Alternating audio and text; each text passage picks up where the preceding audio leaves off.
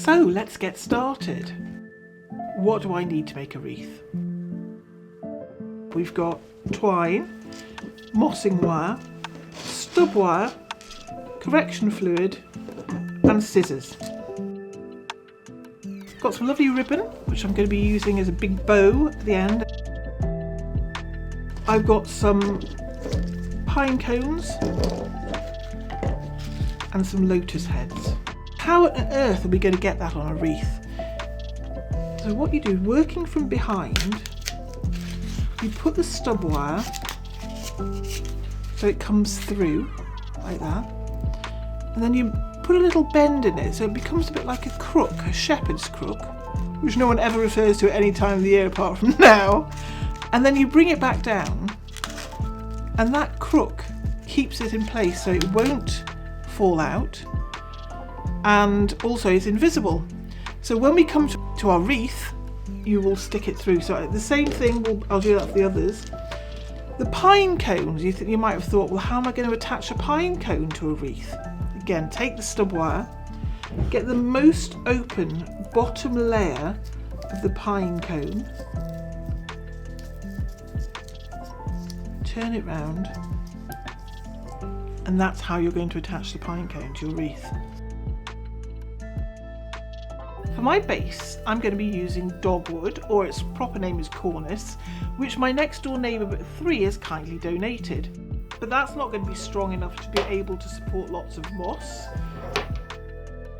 So I'm going to add lots and pieces. And we want to create the rough circle shape. Folding it over. And where the two ends meet, eventually, I am going to tie it together with some twine.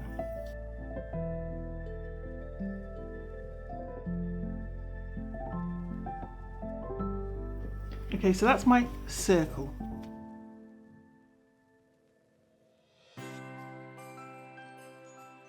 What you do is you get your hand in the moss, put it onto your frame. And then with your mossing wire, we're just going to pull the moss over to secure it. And then we get our next handful of moss. And you're going to continue to add on the moss each time to make a continuous sausage of moss. This is going to go on your front door, so give it a good shake, and if anything starts to fall off, just go round once more with the wire to keep it firmly in place.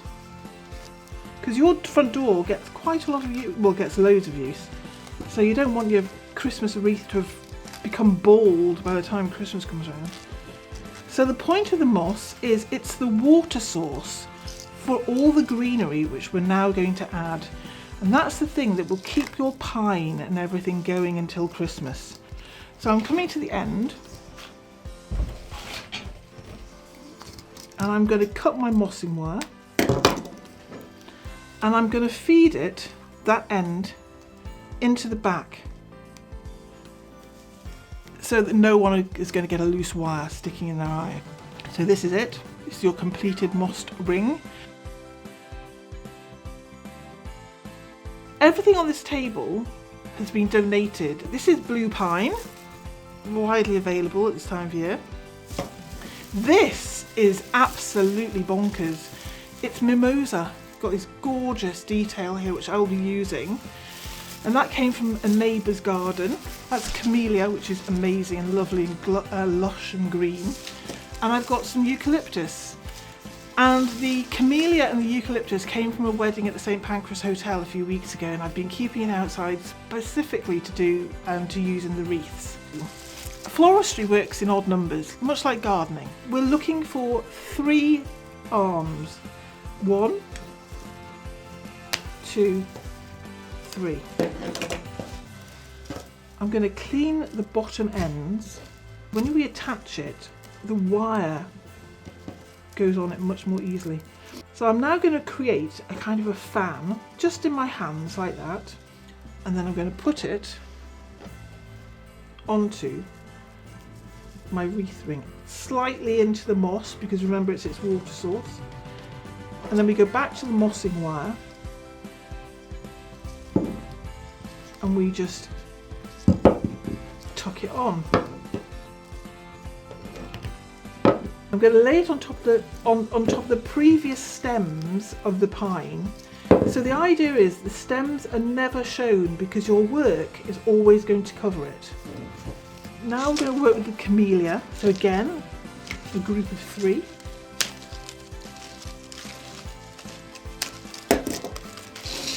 Always make sure you take the lower leaves off. Again, we're going to do that whole fan thing. And then we're going to lay that on top of your previous mimosa. I'm going to go for the good old eucalyptus.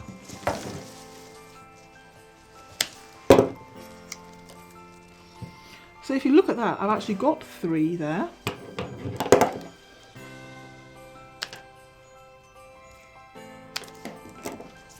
Again, the old fan thing. And then we're going to put that on top. And then we start the whole pattern again. So then I go back to my pine. And the beauty of actually using a lot of foliage is you don't need much adornment at the end because the foliage will speak for itself. I don't do this because I've got old battered hands, but sometimes these things can cause a bit of an allergic reaction, particularly if you're going to use conifer. So wear gloves. Lots of people love doing this over mulled wine with Slade belting out in the background. I don't know how house proud people are, but these pine needles get everywhere. So if you're going to do it in a place where there's no carpet. Well, I'm going to cut the mossing wire.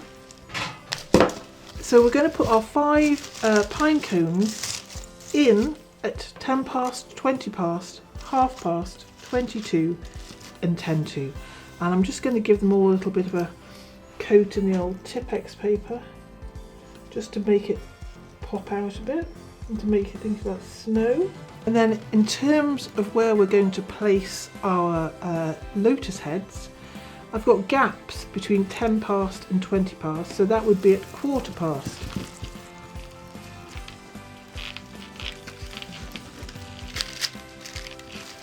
Remember the shepherd's crook?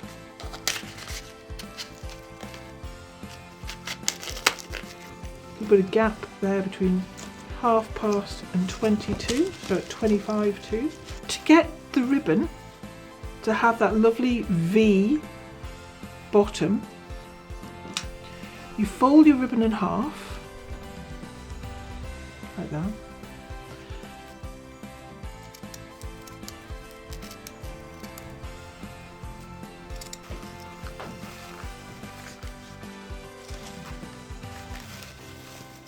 And that's it.